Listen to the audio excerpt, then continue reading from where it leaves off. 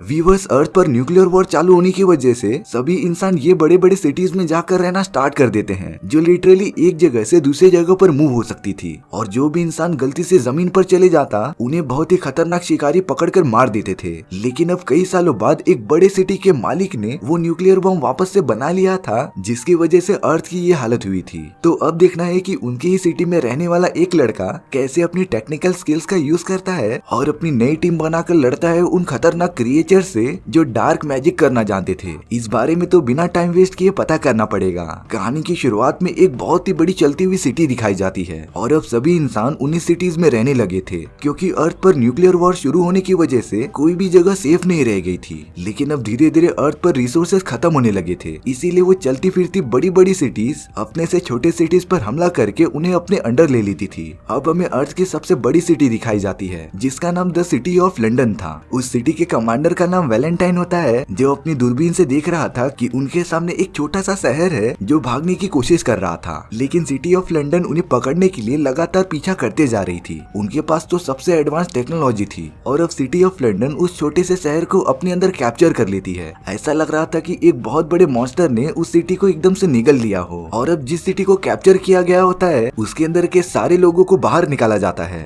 Commander Valentine तो उनसे कह रहा था कि उन सभी लोगों को सिटी ऑफ लंदन में रहने का पूरा अधिकार है और वो इसे अपने ही घर समझ सकते हैं, लेकिन उन्हें यहाँ पर टाइम टू टाइम काम करना पड़ेगा। और अब हमें सिटी ऑफ लंदन की ये बड़ी इंजन दिखाई जाती है, जिसकी वजह से वो पूरी सिटी चलती थी। वहाँ पर तो उस छोटी सिटी को लाया जाता है जिन्हें कि उन लोगों ने पकड़ा था और अब उस सिटी को काट कर एकदम से डिस्ट्रॉय कर दिया जाता है, जिसे वो लगातार सिटी ऑफ लंदन के भट्टी में डालते जा रहे थे और ये सिलसिला हमेशा चलता ही रहता था। अब यहाँ सिटी ऑफ लंदन में रहने वाले एक लड़के को दिखाया जाता है जिसका नाम टॉम था। उसे तो पुरानी चीजें जमा करने का काफी ज्यादा शौक होता है। टॉम के रूम में तो वैलेंटाइन की बेटी आती है, जो टॉम की काफी अच्छी दोस्त थी। टॉम तो उसे भी अपनी सारी कलेक्शंस दिखाता है। टॉम ने कुछ ऐसे हथियार के टुकड़े जमा किए थे जिससे कि एक खतरनाक वेपन बनाया जा सकता था, पर वो इन सभी को बाद में फेंक देगा। अब यहाँ दूसरी तरफ उस छोटी सिटी से जो लोग बाहर निकले थे उन्हीं में से एक औरत आगे बढ़ते रहती है। वैलेंटाइन तो सभी लोगों को स्पीच दे रहा होता है कि वो सब यहाँ पर बिल्कुल सेफ हैं, पर वो लड़की जिसने अपने मुंह पर मास्क लगाया था वो तो तेजी से वैलेंटाइन की तरफ बढ़ते जा रही थी। टॉम को इसमें कुछ गड़बड़ लग रही थी, इसीलिए वो भी वहाँ पर चला गया था। लेकिन अब उस लड़की ने मौका पाकर वैलेंटाइन के पेट में चाकू मार दिया था और जब वो लड़की वैलेंटाइन पर दूसरा वार करने जा रही थी तभी टॉम उसे पकड़ लेता है। वो लड़की अब तुरंत अपनी जान बचाकर वहाँ से भागने लगती है। टॉम और वैलेंटाइन भी उसके पीछे पीछे चले गए थे। उस लड़की का नाम हेस्टर शॉ था और अब वो भागते भागते सिटी ऑफ लंदन के इंजन वाले पार्ट में पहुंच गई थी और वो तो सबसे खतरनाक जगह थी। हैरिसन तो कैसे भी करके टॉम और वैलेंटाइन से दूर भागते रहती है और अब वो तो एक ऐसी जगह पर आ गई थी जहाँ से सिटी ऑफ लंदन का सारा वेस्ट प्रोडक्ट बाहर निकलता था। इसीलिए हैरिसन अपनी जान बचाने के लिए उसके अंदर कूद जाती है,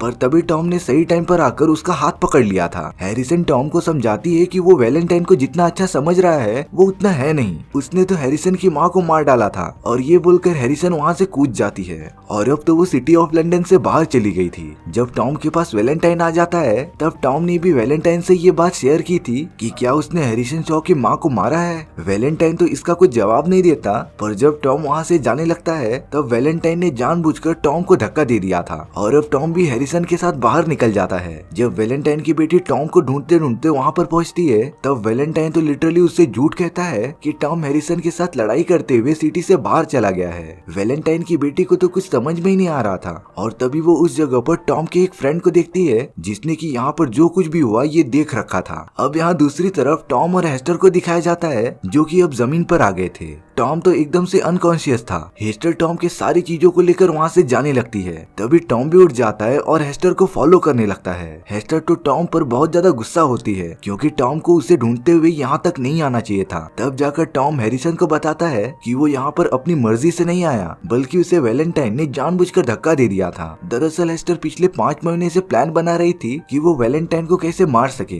पर टॉम ने तो उसका पूरा प्लान बर्बाद कर दिया था और अब वो तो हेस्टर के पीछे पीछे ही चला जा रहा रहा था। इसके बाद हमें सिटी ऑफ लंदन में वैलेंटाइन को दिखाया जाता है, जिसने वहाँ पर अपनी खुफिया लेबोरेटरी बनाई थी और इस लैब के बारे में वैलेंटाइन के सीनियर्स को पता ही नहीं था। वैलेंटाइन तो वहाँ पर एक बूढ़ी औरत के साथ एक्सपेरिमेंट किया करता था और आज ही सुबह उस बूढ़ी औरत को पता चला था कि वैलेंटाइन पर हेस्टर शॉ नाम की एक लड़की ने हमला किया था, क्योंकि बहुत पहले वैलेंटाइन ने उसकी माँ का कत्ल कर दिया था और अब वो कैसे भी करके वैलेंटाइन को मारकर अपना बदला लेना चाहती थी। तभी वो बूढ़ी औरत वैलेंटाइन को एक बहुत ही इंपॉर्टेंट इन्फॉर्मेशन देती है। वो बताती है कि कुछ लोगों ने एक ऐसे पावरफुल शैतान को पकड़ा है जो पता नहीं क्यों हेस्टर शॉ को जान से मारना चाहता है, और अगर वैलेंटाइन उस शैतान को आजाद करा देगा तो वो शैतान खुद ही जाकर हेस्टर शॉ को खत्म कर देगा। इसीलिए वैलेंटाइन उस जेल में पहुंच जाता है जहां पर उस डरावने शैतान को कैद किया गया था। अब वैलेंटाइन ने तो उस पूरी जेल को ब्लास्ट कर दिया था, जिससे कि वो शैतान आजाद हो जाता है और हेस्टर शॉ को मारने के लिए निकल पड़ता है। वहीं दूसरी तरफ हेस्टर शॉ और टॉम जमीन पर ही भटक रहे होते हैं। तभी हेस्टर देखती है कि टॉम किसी को मदद के लिए चिल्ला रहा है और ये तो सच में बहुत ही ज्यादा खतरनाक हो सकता था, क्योंकि जमीन पर इस तरीके से घूमना खतरे से खाली नहीं था। और तभी उन दोनों के सामने शिकारी आ जाते हैं जो कि लगातार हेस्टर और टॉम का पीछा करते ही जा रहे थे। वो दोनों तो बड़े बड़े गड्ढों का फायदा उठाते हैं और उसके अंदर ही छुपे होते हैं, पर जैसे ही वो बड़े शिकारी उन्हें मारने के लिए उनके सामने होते हैं तभी टॉम और हेस्टर पता नहीं कैसे जमीन के अंदर चले गए थे। और अब वो दोनों तो एक अलग ही मशीन के अंदर थे जिसमें कि एक बूढ़ा कपल रहता था और उन लोगों ने शिकारियों से उन्हें बचा लिया था। उनकी मशीन तो जमीन के अंदर से चलती थी, इसीलिए कोई भी शिकारी उन्हें देख नहीं पाता था। और अब हेस्टर और टॉम उन्हीं के साथ आगे बढ़ने लगते हैं। अब यहाँ सिटी ऑफ लंदन में वैलेंटाइन की बेटी को अपने फादर के बारे में टेंशन होने लगती है और अब वो टॉम के उसी दोस्त के पास पहुंच जाती है जिसने कि लास्ट टाइम सब कुछ देखा था। टॉम का दोस्त उसे बताता है कि वैलेंटाइन एक बहुत ही बुरा आदमी है और उसने तो टॉम को जानबूझकर बाहर ढकेल दिया था। दरअसल वैलेंटाइन एक ऐसा वेपन बना रहा था जिससे कि न्यूक्लियर एनर्जी निकल सके और सेम इसी डिवाइस की वजह से अर्थ की ये हालत हो गई थी। वैलेंटाइन ये सब इसीलिए कर रहा था क्योंकि अभी भी अर्थ पर कुछ ऐसी सिटीज हैं जो कि नॉर्मल तरीके से जमीन पर रह रहे हैं और अब वैलेंटाइन उन सभी पर भी कब्जा करना चाहता था। जब ये सारी बातें वैलेंटाइन की बेटी को पता चलती है तब उसे अपनी फादर की करतूतों पर बिलीव नहीं हो रहा था। यहाँ पर हेस्टर और टॉम तो एक अलग ही सिटी में आ गए थे जहाँ सभी अजनबियों को बेचा जा रहा था और ये काम उन्हीं कपल्स ने किया था जिन्होंने हेस्टर और टॉम की जान बचाई थी। और अब हेस्टर को खरीदने के लिए उस पर बोली लगना स्टार्ट हो जाता है। सारे लोग तो हेस्टर को खरीदने के पीछे पागल थे, पर तभी उन लोगों में फैंग नाम की एक औरत होती है जो कि हेस्टर और टॉम की आजाद होने में मदद कर रही थी। फैंग तो वहाँ के सारे लोगों को मारने लग जाती है, लेकिन जब हेस्टर और टॉम वहाँ से भागने लग जाते हैं तभी उस जगह पर वही खूनी शैतान आ गया था जिसे कि वैलेंटाइन ने जेल से आजाद किया था और वो तो किसी भी कीमत में हेस्टर को जान से मारना चाहता था। उस शैतान ने तो हेस्टर को जान से मारने के लिए उसे घेर लिया था, पर तभी फैंग शैतान पर लगातार हमला करने लग जाती है और अब वो टॉम और हेस्टर को लेकर अपने बड़े से प्लेन में निकल जाती है। रास्ते में हेस्टर फैंग से पूछती है कि वो उनकी मदद क्यों कर रही है। तब जाकर फैंग बताती है कि वो हेस्टर के मदर की दोस्त थी और फैंग ने तो उसके मरने के बाद हेस्टर को बहुत ज्यादा ढूंढा, लेकिन वो उसे कहीं भी नहीं मिली। फैंग को तो लगने लगा था कि अब हेस्टर भी नहीं बची है, लेकिन हेस्टर अभी भी जिंदा थी। दरअसल जब कुछ सालों पहले हेस्टर की माँ मर गई थी तब हेस्टर एकदम अकेली थी और उसकी जान को शिकारियों का बहुत खतरा भी था। तभी हेस्टर को वो खूंखार शैतान मिलता है जिसने हेस्टर को बचाने के लिए अपने साथ ही रख लिया था और अब हेस्टर उस टाइम पर शैतान के साथ ही रहने लगी थी। वो डरावना शैतान तो पहले इंसान हुआ करता था, लेकिन कई साइंटिस्ट ने उसके बॉडी पर बहुत ज्यादा एक्सपेरिमेंट किए थे जिससे कि वो एक ज़ॉम्बी में कन्वर्ट हो गया था। लेकिन अब उसने ही हेस्टर को सहारा दिया था और उसकी सारी चीजों का ख्याल रखा था। लेकिन अब वो शैतान हेस्टर को भी अपने जैसा बनाना चाहता था, इसीलिए उसने ऐसे रोबोट को तैयार किया था जिसमें हेस्टर को मारकर उसके बॉडी में ट्रांसफर कर दिया जाएगा। यानी कि तब हेस्टर के पास अपनी खुद की कोई भी फीलिंग्स बाकी नहीं रहेगी और अब वो भी उसी शैतान की तरफ बन जाएगी जिसके पास कोई भी फीलिंग नहीं थी। इसीलिए हेस्टर एक रात उस शैतान को छोड़कर वहाँ से भाग जाती है क्योंकि वो उस शैतान जैसा बिल्कुल बनना ही नहीं चाहती थी। लेकिन अब वो शैतान वाला ज़ॉम्बी हेस्टर से काफी गुस्सा था और अब वो हेस्टर को मारकर अपना बदला लेना चाहता था क्योंकि हेस्टर ने उसका वादा तोड़ दिया था। अब वैलेंटाइन अपने लेबोरेटरी के अंदर होता है, तभी वहाँ पर उसका एक सीनियर आ गया था। वो वैलेंटाइन से पूछता है कि आखिर ये सब क्या हो रहा है, क्योंकि अब वैलेंटाइन ने सिटी ऑफ लंदन की डायरेक्शन एकदम से चेंज कर दी थी। और तब जाकर वैलेंटाइन के सीनियर को उसके सारे काले कारनामों के बारे में पता चल जाता है। दरअसल वैलेंटाइन ने अपने सालों के एक्सपेरिमेंट की बदौलत मेड्यूसा को बना लिया था। मेड्यूसा एक बहुत ही कॉम्प्लेक्स डिवाइस होता है जिसमें से डिस्ट्रॉय कर देने वाली न्यूक्लियर एनर्जी निकलती थी और ये वही डिवाइस होता है जिसका यूज करने से अर्थ की ये हालत हुई थी। वैलेंटाइन का सीनियर उसके ऊपर कुछ एक्शन ले पाता इससे पहले वैलेंटाइन ने उसे गोली मार दी थी और अब वैलेंटाइन अपने प्लान में आगे बढ़ने लगता है। लेकिन ये सारी चीजें करते हुए वैलेंटाइन को उसकी बेटी ने देख लिया था और अब उसे पूरा भरोसा हो गया था कि उसके फादर अच्छे आदमी नहीं है, बल्कि उन्होंने दोनों ने तो शराफत का मुखौटा ओढ़ कर रखा था।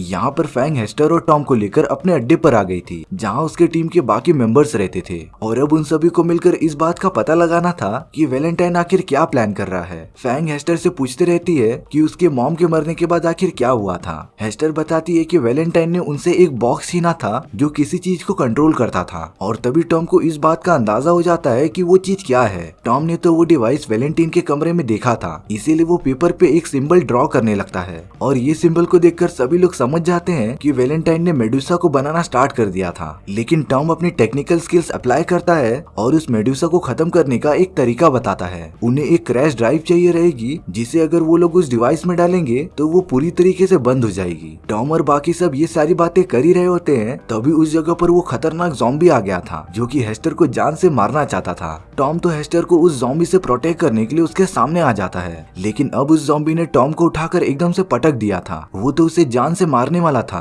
पर तभी हेस्टर उस ज़ॉम्बी से रुकने के लिए कहती है, क्योंकि हेस्टर अब कहीं न कहीं टॉम से प्यार करने लगी थी। हेस्टर के इतने मासूम चेहरे को देखकर वो ज़ॉम्बी एकदम से रुक गया था, क्योंकि उसके दिल में अभी भी कहीं न कहीं हेस्टर के लिए फीलिंग्स थी। वो ज़ॉम्बी हेस्टर को एक लॉकेट देता है जो उसे तब मिला था जब हेस्टर एकदम छोटी थी, और अब उस ज़ॉम्बी ने हेस्टर को उसके वादे से मुक्त कर दिया था। लेकिन अचानक से उस ज़ॉम्बी के बॉडी में शॉर्ट सर्किट होने लगते हैं और वो तो एकदम से मरने की हालत में हो जाता है। लेकिन अब फैंग का वो पूरा एयरबेस एकदम से डिस्ट्रॉय हो गया था। टॉम और बाकी सारे लोग दूसरे प्लेन की मदद से बाहर निकल जाते हैं, और अब वो लोग उस जगह पर पहुंच गए थे जहाँ पर अभी भी नॉर्मल सिटी के लोग ही रहते थे। वहाँ के सारे लोग एकदम से शांति प्रिय थे। लेकिन जब फैंग वहाँ के लीडर को ये बात बताती है कि वैलेंटाइन ने मेडुसा को बना लिया है, और अब वो तेजी से उनकी सिटी की तरफ बढ़ रहा था उनके ऊपर हमला करने के लिए, इसीलिए अब उस सिटी का लीडर ये डिसाइड करता है कि उन्हें कैसे भी करके सिटी ऑफ लंदन को डिस्ट्रॉय करना पड़ेगा। लेकिन टॉम इस बात से सहमत नहीं था, क्योंकि सिटी ऑफ लंदन में बहुत सारे बेगुनाह लोग भी थे जो कि हमला करने पर मारे जाते। लेकिन अब उन लोगों के पास और कोई भी ऑप्शन भी नहीं था ना, तो इसीलिए उस सिटी के सारे लोग हमला करने के लिए तैयार हो जाते हैं। यहाँ हेस्टर अपने उस लॉकेट को देखते रहती है, तभी हेस्टर को उस लॉकेट के अंदर से एक पेन ड्राइव मिलता है, और ये वही कील ड्राइव था जिसका यूज करके मेडुसा को बंद किया जा सकता था। दरअसल हेस्टर की माँ ने इसी ड्राइव को जनरेट किया था ताकि टाइम आने पर उस डिवाइस को डिस्ट्रॉय किया जा सके, लेकिन अब शायद से काफी देर हो चुकी थी। वैलेंटाइन उस सिटी के पास पहुंचकर मेडुसा की मदद से उनके ऊपर न्यूक्लियर वार करने लगता है, जिससे कि उनकी सिटी का एक बहुत बड़ा दीवार डिस्ट्रॉय हो चुका था। इस तबाही से हम अंदाजा लगा सकते हैं कि मेडुसा की पावर कितनी ज्यादा थी। लेकिन अब फैंग और उसके बाकी साथी प्लेन में निकल पड़ते हैं सिटी ऑफ लंदन की तरफ, क्योंकि मेडुसा से एक बार फायर करने के बाद उसे एनर्जी रिस्टोर करने में काफी टाइम लगता था, और इसी मौके का फायदा उठाकर फैंग और बाकी सब सिटी ऑफ लंदन के अंदर घुस जाते हैं। फैंग तो यहाँ पर वैलेंटाइन से फाइट भी करना स्टार्ट कर देती है, लेकिन हेस्टर चुपके से उस जगह पर आ गई थी जहाँ से मेडुसा को ऑपरेट किया जाता था। हेस्टर ने उस ड्राइव को मेडुसा के अंदर डाल दिया था, और अब अगले ही मोमेंट में मेडुसा एकदम से बंद हो जाती है। लेकिन अब वैलेंटाइन ने फैंग को जान से मार दिया था, पर जब वो अपनी बेटी के पास जाता है, लेकिन अब उसे पूरी तरीके से पता था कि उसके फादर कितने बुरे इंसान हैं, इसीलिए अब वो वैलेंटाइन के साथ जाने से इनकार कर देती है। अब वैलेंटाइन अकेले ही अपने प्लेन के अंदर बैठ गया था, लेकिन अब उसके प्लेन पर हेस्टर भी आ गई थी, और वो तो कब से वैलेंटाइन को जान से मारना चाहती थी। लेकिन अब सिटी ऑफ लंदन एकदम से आउट ऑफ कंट्रोल हो गई थी, और वो तो काफी तेजी से आगे बढ़ रही थी। लेकिन अगर ऐसा ही चलता रहा तो सिटी ऑफ लंदन तेजी से जाकर दीवार से टकरा जाएगी, और उसके अंदर बसे सारे मासूम लोग मारे जाएंगे। इसीलिए टॉम अपने बड़े से फ्लाइंग ऑब्जेक्ट में आकर सिटी ऑफ लंदन के इंजन के ऊपर फायर करने लग जाता है, जिससे कि उसका पूरा इंजन डिस्ट्रॉय हो चुका था, और अब सिटी ऑफ लंदन धीरे धीरे रुकना भी स्टार्ट हो गई थी। लेकिन यहाँ हेस्टर और वैलेंटाइन के बीच फाइट चालू ही रहती है, पर अब तो वैलेंटाइन का प्लेन भी आउट ऑफ कंट्रोल हो गया था, इसीलिए हेस्टर मौका पाकर कूद जाती है, जिसे कि टॉम ने अपने फ्लाइंग ऑब्जेक्ट की मदद से पकड़ लिया था, और अब उसने तो वैलेंटाइन के प्लेन पर लगातार फायर कर दिया था, जिसकी वजह से वो प्लेन सीधा जमीन पर जाकर गिर जाती है, और वैलेंटाइन ठीक उसी जगह पर गिरता है जहाँ पर सिटी ऑफ लंदन आकर रुक रही थी, और अब वो पूरा का पूरा वैलेंटाइन के ऊपर चढ़ जाती है, जिससे कि वैलेंटाइन मर जाता है। और अब सिटी ऑफ लंदन के सभी लोगों को अपनी नई सिटी मिल गई थी, जो वहाँ किसी के बिना खौफ के रह सकते थे। टॉम हेस्टर से मिलता है, और अब वो दोनों अपने सफर पर निकल पड़ते हैं, जिसमें कि वो एक साथ पूरी दुनिया घूमेंगे, और इसी तरीके से हमारी ये कहानी यहीं पर खत्म हो जाती है। सो व्यूअर्स, आपको ये स्टोरी कैसी लगी प्लीज कमेंट सेक्शन में बता देना, और अगर आपको मेरा एक्सप्लेनेशन 1% भी अच्छा लगा होगा ना, तो वीडियो को लाइक एंड चैनल को सब्सक्राइब जरूर कर देना, क्योंकि सच में इससे मुझे काफी ज्यादा मोटिवेशन मिलता है आपके लिए इसी तरह की मजेदार स्टोरीज ढूंढ कर लाने के लिए। तो मिलते हैं नेक्स्ट वीडियो में, सी या।